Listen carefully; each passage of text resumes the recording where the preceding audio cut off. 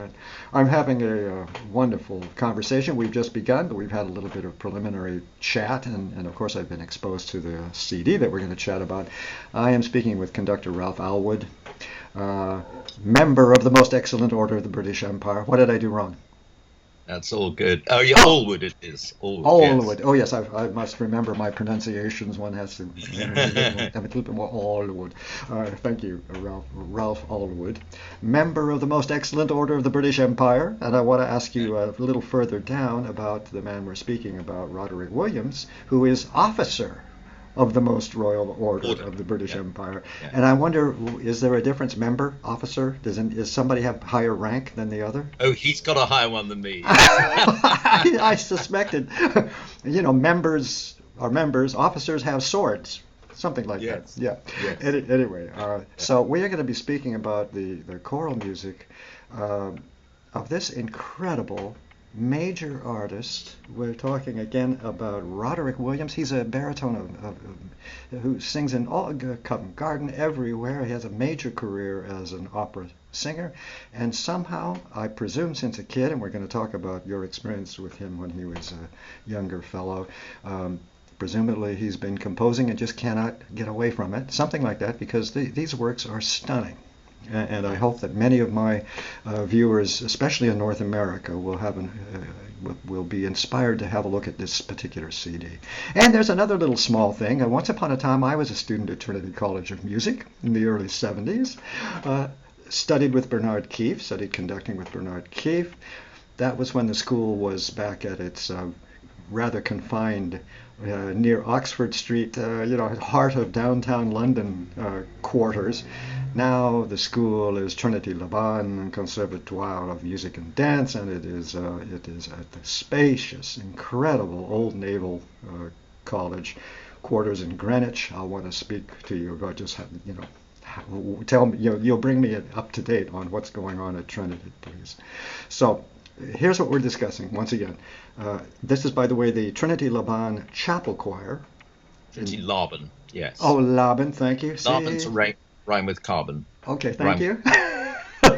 It's very tough. So, and of course, it'll take forever for me to Laban to get that correct. But anyway, thanks very much for the corrections. And I presume the Labans were wealthy patrons or something. How come the Trinity College of Music became Trinity Laban Yes. Conservatorium? We moved out there from Mandeville Place Yeah. about 12 years ago or something, and saw this amazing chapel, and the organizers said, right, we must have choral scholarships, and it's the only conservatoire chapel choir in the world. So there's no other conservatoire Stunning. runs a chapel choir. Stunning, and also these are college level musicians. Yes, Yeah. yes. Singers, a lot of them are singers. Beautiful, And astonishing sound. Yeah. Go ahead. they're not all singers, but and it just joined up with the dance, with the Laban Dance College, and to form the whole big thing. Yeah, wonderful. Big improvement from my memories of the orchestra rehearsing in a tiny little dungeon of a basement of a building across the street, sort of thing, back in the early 70s. This is Signum Classics release from 2017. It is titled "The Sacred Choral Works of Roderick Williams." Has 16 choral pieces on this CD. Beautiful, gorgeous, imaginative, creative, expressive. Everything is there, and we must mention at least soprano Daisy Walford and Andrew Woodmansey tenor. And am I missing any other important soloists on that CD? Can you have Oh, it well, handy? there's Michael Lafferty in Adonai, Yes. Rebecca Leggett in A Little Child Shall Lead Them. Archie Buchanan sings a little bit in Let Nothing Trouble You. Yep. Jocelyn Coates, Simon Oakley, and Roderick himself, of course, sings in one piece. And these are, including of course Roderick, but these are kind of guests. That was the idea I had of guest singers joining you. No, they're all members of the choir. Oh, they are. So I Yeah. see. I was. I reckon that every member of the choir is able to sing a solo. They're good enough to sing Yeah. a solo. So, It shows so, and we're going to speak in a little bit about the magic of vocal music, the blend, all the rest of this. You've said in an absolutely fascinating video that I'm really looking forward to put up. By the way, with all of our interview, some of your other interviews, some rehearsal tapes, all of this good stuff, a link to buy the CD, everything goes up at my website, performingartsreview.net. I can't wait. I'm sure that particularly American choral directors are going to have considerable interest in Roderick Williams if they have not heard of this man before. The music is absolutely stunning. But you've said in one interview that I would be posting, you said, find the spirit of the music, find what makes you feel better in the music, find what is good about the music, let them, the singers, concentrate on that. It's so simple, it's almost childlike. Can you explicate just a little bit? Well, I have done a lot of singing with a lot of choir directors. I wanted to direct choirs ever since I was about 16, and I've watched them and I've sung for them, and I know that there are two main ways to the gold. One is by getting it technically absolutely tip-top, polishing it all up, saying not very much about the music and leaving that to the musicians to find it out. Yeah. The other is concentrate on the pure gold of the music and see what and let all the technical things come in its wake. Of course, point them out. Sure. But don't lose sight of the golden aim that we have. And I think probably I tend towards finding the spirit and energizing everyone, because we learn better when we're energized, and that's how it goes, really. Well, that's an amazing attitude, at very least. Yeah. On your part, and it's fully understandable, because our profession is about joy. Yeah, absolutely. It's about being uplifted. Yeah. And Roderick Williams' music is all of that. Yes. Through and through. Very imaginative in the use of text and all that we'll speak about. But I mentioned earlier, and this is my way of addressing a question to you.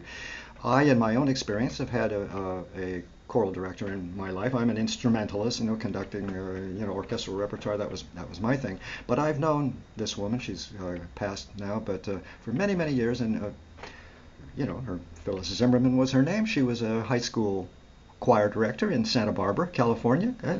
Nothing to get too excited about. But here's what she managed, and it always blew my brains out. And I see that you do the same. And you know where I'm leading with this.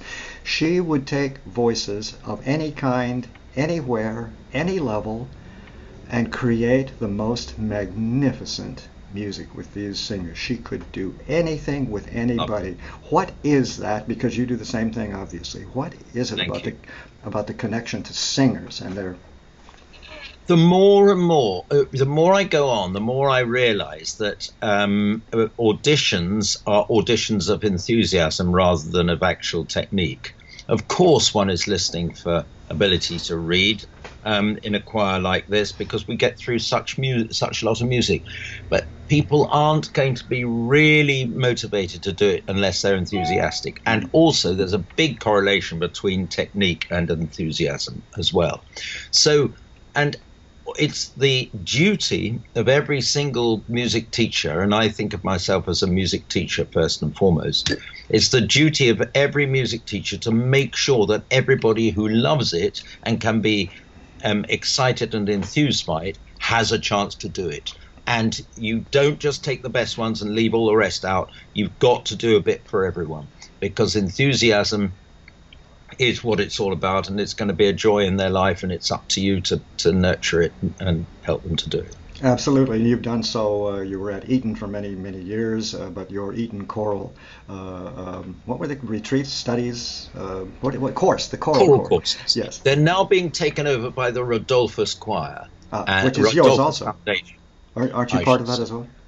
Yeah, yeah. In fact, Rodolphus is my name in Latin, so so that's why they're called that. These Europeans, they're so hard to keep up with. Go ahead. But let me tell you, with 90 8 to 15-year-olds, the summer before last, we did the Bach Magnificat, and we have the staff sing as well. So the solos are covered, and they also join in the tenor and bass and make sure they're covered. But we also had enough money from the foundation to be able to get a baroque orchestra to accompany them. So we had a week, and they did that, and so many people with young people try and get them to do the music that they will like. That's not what education is. Education is to show them good music that they will absolutely adore if they get to know it. And the Bach Magnificat is one of that, and they're still talking about it. Yeah. But we do similar things on all courses. Absolutely right. And by the way, you editorialize in the most discreet and marvelous manner, which is it's the music. It's the music. If it's good music, it's going to inspire. If it's bad music, Absolutely. nothing goes anywhere. You know. What's the point? Absolutely. And I love also again, because I watch you make the remark. Go ahead, drink your wine. I can't do that yet. Anyway, sorry. But what I love is your remarks about over the years. I've got it right here. Over the years, the more I have relaxed in my conducting, you say, the more I am able to relate physically to the music. Can you explain, please? Because as I get older, I'm not really conducting very much anymore. My moment happened. I'm more or less retired now. But I also have this, remember when we were young and we flapped our hands continuously and every dramatic moment was done dramatic, all that stuff. The older I get, the more I realize that quietness, less movement is better. Can you speak to that, please? Because that's what you do. Sir Colin Davis, bless him, I saw him taking a masterclass of conductors, and somebody stood up in front of them, in front of the orchestra, and went like that, you see, and all this. And he said, stop, stop, stop, stop, stop waving around in the air, stop bashing the air. Just let them show you how it goes. And I always remember that's a beautiful way of putting it. Let them show you how the music goes. So you say, come on, everyone, show me how it goes. It's amazing how we all sing together. Do you know that test they did? Well, I wish I knew chapter and verse, but they got 12 musicians into 12 soundproof chambers and had a microphone in each soundproof chamber. They all played different instruments. They couldn't hear each other. They could see the conductor. And we could hear the result. The conductor had to try and keep them together. The conductor wasn't able to keep them together. They couldn't do it because they couldn't hear each other. Get those people out, put them together, let the conductor put his hands in his pockets, and they would all play together far, far, far, far, far better. So when I'm doing psalms with this choir, the Old Royal Naval College Trinity Laban Chapel Choir, as it's called, it's got the longest name in the world. I say to them for psalms, I say, off you go. When we're rehearsing, and they breathe absolutely together and they sing absolutely together. Not even anybody going like this at one side. No. They just breathe together, sing intelligently, and they'll find that the intelligence, where the intelligence guides them is the same as where someone else's intelligence guides them. Where their love of the music guides them is to the same moment in the phrase, which is the most important thing. And it's together. And that's how it works. And then you as conductor join in. Yes, well spoken.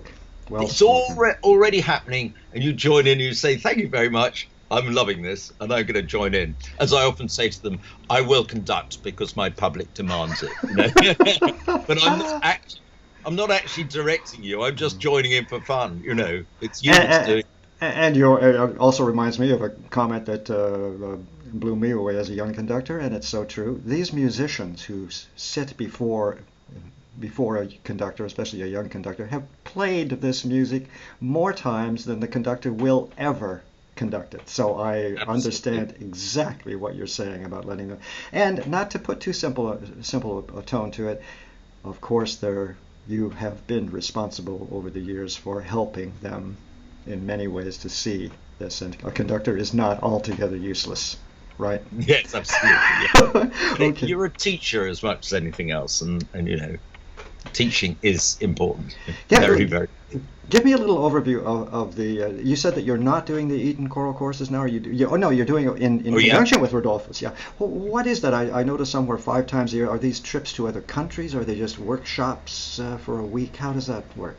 Well, I started them in 1980 as one course to help people who wanted to be choral scholars to Oxford and Cambridge, and not only help people who wanted to be choral scholars, but help get other schools interested, because I thought that very few other schools seem to know about them. There are a few schools like Eton, Harrow, Winchester, Tiffin at State School, and a few more that knew about choral scholarships, and the rest didn't. And I wanted to show loads of people. And since then, I should say about 8,000 people have been on courses, and 8,000 have been on courses. Is that your dog? Oh, That is a passing motorized vehicle because I live in little downtown Santa Barbara, which even has its traffic. I thought at the moment I thought it was a dog growling. Anyway, Nice. now, nowadays this next year we're going to have 4 of those courses, 3 junior ones, which a friend and I started about 7 years ago, 4 in China, and possibly I'm just discussing one in Texas, in Austin, in Texas. So Part of me goes, Austin, Texas? You're discussing China, and I have a feeling there's a good reason. The musicianship coming out of China that I've seen, young kids, elementary kids, a band that plays perfectly. I still don't understand what that teaching technique is in Japan, but it's extremely, and China as well, very, very special. How come Texas came up? What's that about? I think you just Jonathan Babcock there got in touch with me and said he Yeah. was interested, and I'm going Bingo. over to see him next March, and we'll talk more. Bingo. And I'm sure he'll get it off the ground. But they're essentially a week of study of singing really good music together in beautiful places, and it's not just me. I get other people in to take practice and things. Sure. And I've already heard and read and seen the responses to many of these young singers and older singers even who've been involved in these courses, and you might even get a plaque for Yes, after you're gone. I mean, you have affected, as you said, 8,000 plus, including a certain fellow by the name of by the name of Roderick Williams. I get Allwood and Williams a little mixed up. Roderick Williams, you first encountered Roderick as a young, was he baritone? Then he has a lovely high range as well. Yes, he was a baritone. And actually, he was encouraged to come on the course by his an English teacher at Haberdashers, who is my brother-in-law. And he gave him early advice in choral scholarships, and he presumably encouraged him to come on the course. And that's how I knew him. And he then got a choral scholarship to Magdalen, Oxford. And he was always a really first-class fellow with highly intelligent approach to music, but also got great joy from it, with a beautiful voice. Yes. And he's a special human being, clearly. You know how you can just tell. There's just something very, very special and instantly likable, really very humble, just from just a couple of videos I've seen of a couple of performances. Just a wonderful man. And then to have this kind of compositional talent. I mean, it's one thing to be a professional singer and you try your hand at a piece here and there, but this whole CD is chock-a-block with really major, gorgeous choral works. Absolutely. Fabulous. Absolutely. It's amazing. And he's gradually, as he's been involved in one thing or the other, operas, he's got the hang of he's got the hang of another technique, of another composer's technique, and gradually he has learnt from them, and then choral ideas occur to him, and he writes another choral piece. Yeah, and it's not as though he's influenced by work he's preparing, let's say Benjamin Britten, and maybe imitates a certain kind of Britten-esque thing. There's something utterly unique and original. He absorbs these styles from various composers and then creates his own original work. And I really mean original, a beautiful use of harmony, wonderful, balanced, gorgeous blends. I mean, it's expert compositionally. It is. Yeah. So I salute you for and he's already mentioned in the program notes that he's very grateful for this opportunity. Well, I think we should all be grateful. You and Laban, have I got this right? Trinity Laban. Trinity Laban. School. It was so much easier when it was just Trinity College of Music. Anywho, have done a great service. This is really, I really can't wait to put this up and see if we get some nibbles from various choir directors.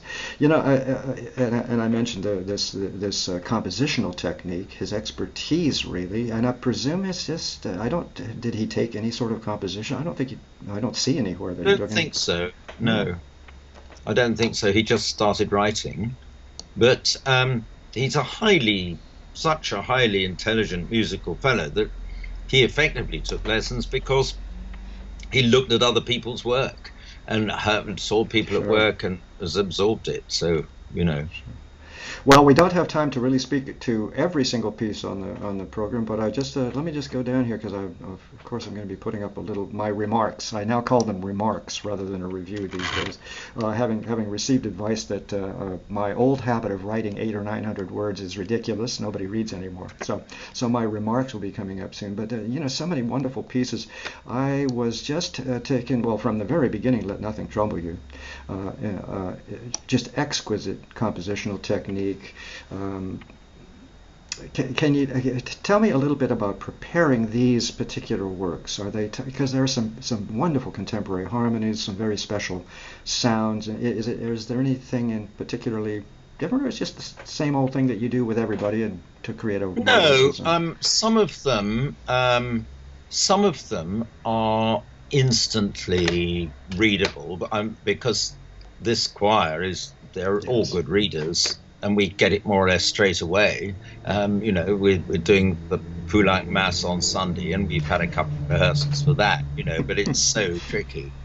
But Let Nothing Trouble You is not too difficult, and nor is O Guiding Light, and they were reasonably swift.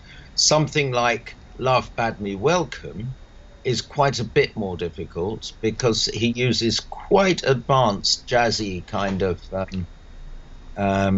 techniques for it, and it's very subtle. The jazz element is very subtle, beautiful. Very nice.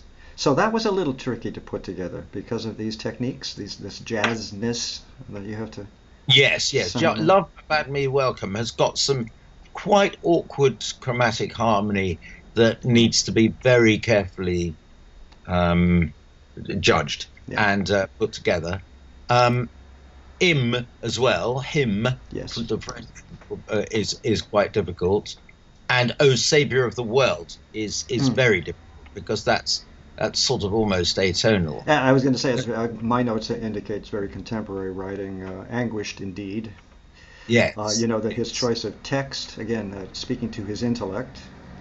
I saw a little interview with Roderick about Venturaiza. And this is a work that will take another 400 years to fully understand the subtlety of Schubert's use of text. And so I'm on about the Napoleonic Wars and world wars in general, and how tremendously these events traumatize an entire planet for years afterward. And that's how I think of Schubert now, clearly traumatized by the Napoleonic Wars. And meditating, and the poets of the time and all of that, the Moscow campaign and Venturaiza, and so it's amazing. Let's see. Let me see if I've forgotten anything critical. No, I guess I'm still curious about, and I'm not quite sure I got an answer. Maybe I wasn't listening. But something about walking into a room, as you do, because you're often asked to come in, and you've mentioned this, you're asked to come and help a choir to improve its sound or to find some secrets in the music that they're preparing. Is it did we answer this question about voices and the idea that you can go to Hoboken, Tennessee. Forgive me, I hope it doesn't exist, but a remote little place and a remote little group of amateur singers, maybe even high school singers, and can somehow transform that. Is there that the singing? Is it that easy? I'm probably simplifying it too much. Yes, you wouldn't be able to do Quare Fremuerunt Gentilis by Roderick Williams, No. nor would you be able to do O Saviour of the World, Yes. because that needs considerable musical experience and technical know-how Yeah. and knowledge of music theory and reading ability and knowing of intervals and being able to balance them and all that. However, you can get some reasonable sound out of, you could do something like Hallelujah. Of course, you can do things in unison. For years, I got Eton, the top 2 years of Eton, 550 boys singing Hallelujah chorus unison part. The da da dee dum da da dee da da da da dum all together and absolutely loving it, or For Requiem Liberame together and absolutely loving it. And that's a whole lot of people who aren't necessarily schooled in music in any way. So yes, you can get an effect, and you can get a result that they love and which will raise spirits, which is what after all we're talking about. Yeah, and raise spirits of the people who are doing it, and thus raise the spirits of the people who are listening as well. Yes, and also raise the spirit indeed, so that amateur singers can be encouraged to continue. There's nothing worse in just about anything than someone that says no. Yeah. No. Well, so often you hear people say, and the worst conversation I have at parents' meetings and things at schools is, or after a concert or something, they come up and they say, I'm going to tell you something very funny. When I was at school, and you shudder and you think, I know what they're going to say. They're going to say, when they were at school, and they do, out it comes, and I squirm. When I was at school, I couldn't quite sing on the note, and I kept going, instead, and my teacher told me to mime instead. And you think, oh no, or else my teacher told me I couldn't get into the thing. I've taken 2, 3, 4 choirs just recently of children that I've been responsible for. There are all sorts of other ones around here that I do, where you hear most of them singing the right note and 1 or 2 of them going, Please, teachers, be patient. They wouldn't be making a sound if they didn't want to. They'd be doing nothing. But they are going, because they want to. And if all of a sudden, if you're patient and you encourage that person, they'll go, la, la, la, la, la, and sing a tune. And when they do, the thrill is far more than those other people are getting from doing it, because they can do it already anyway. They've achieved a huge amount. So I will, hand on heart, say that I've never told a child in my life, right from when I started, not to sing because they're making a funny noise. Yeah. You just let them sing and trust, and it always happens. Absolutely. You've got to pitch it right. You've got to find a simple enough song, but you can always find a simple enough song which is good. It doesn't have to be feeble. It has to be good music. Who says what's good music? I do, you do, she does, he does. We have our opinions, but look at J.S. Bach. All of our opinions come together about J.S. Bach. Oh gosh, isn't that amazing? He is supreme. Okay, other people are supreme. Gershwin, the Beatles, they're all people who are supreme. Do pieces by them, and Bernstein, and you're going to get some good music. Yeah. That went on quite a long time, didn't it? No, that's lovely. We're eating up time in a good manner. But this is really so crucial about the tremendous responsibility of conductors in all genres. Yeah. And I'm reminded just very briefly once again. I started the Santa Barbara Youth Symphony when I was 16. I'm very proud of that. It's going on its 53rd season. But of all the various young conductors that have taken that position since I moved on, one And he conducts in Canada now. An orchestra in Canada was one of those cities of 600,000 people that you've never heard of, somewhere up in Saskatchewan or somewhere. But it's a professional orchestra. Anyway, he had the youth symphony for a couple of years, and he kept saying to them, to these kids, play beautifully. Play beautifully. Let's play beautifully. And it's an abstract term, play beautifully. What does that mean? And they got it. And they played beautifully for him. So the psychological duties that we owe our charges at the I'm professional going to use level. that. That's very good. Thank you. I'm going to use that. Well, Sing beautifully. Very well. But it's so interesting. In other words, I think what I'm trying to say with that remark is that the brain understands more than we think we might. Yes. You see what I mean? Absolutely. Just as in dance, the brain absorbs so much fast and detailed movement that you think it couldn't possibly have absorbed in a ballet performance or something. The brain is unbelievable. So, yeah. Absolutely. So what haven't we touched on? I wonder if you might just kind of give me an overview of the programs at, I'm going to try get it right again, Trinity Laban Conservatoire. It's the Old Royal Naval College Trinity Laban Chapel Choir. Trinity joined with Laban. They set up in the Old Royal Naval College because the Royal Navy had left it and went somewhere else. It is the most beautiful Wren designed and others designed area. It's got a chapel, which beautiful is absolutely beautiful. I'll put up some pictures. But also, is the school occupying the whole, with the dance department and so on, occupying pretty much that whole building? There's another department outside for the dance, and there is University of Greenwich as well, which occupies that area. Yeah. But we sing even songs on a Monday at 5:30, so that's the time to come and hear. Thank you. An excellent plug for those in the UK watching. Sunday morning and is Eucharist, but then Monday evening during term time, 5:30. Brilliant. Lovely. About an hour program, 40-minute program, something like that. Even song about 40 minutes at the most.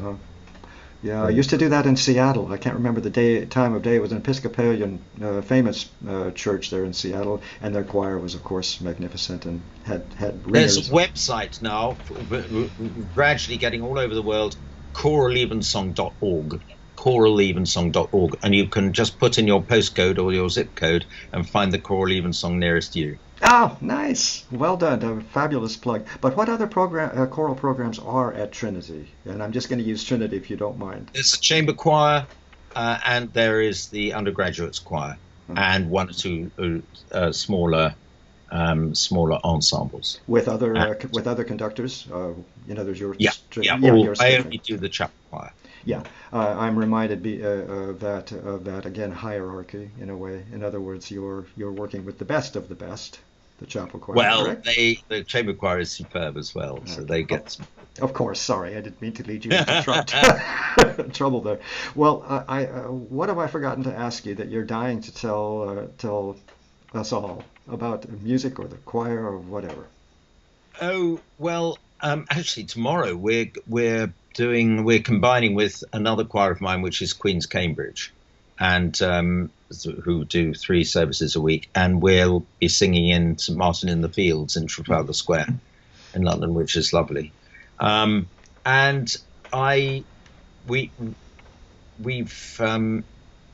there was one track I wanted to say about Quare Fremur Gentes, which is why do the nations so furiously rage together, which is what we all ask ourselves constantly.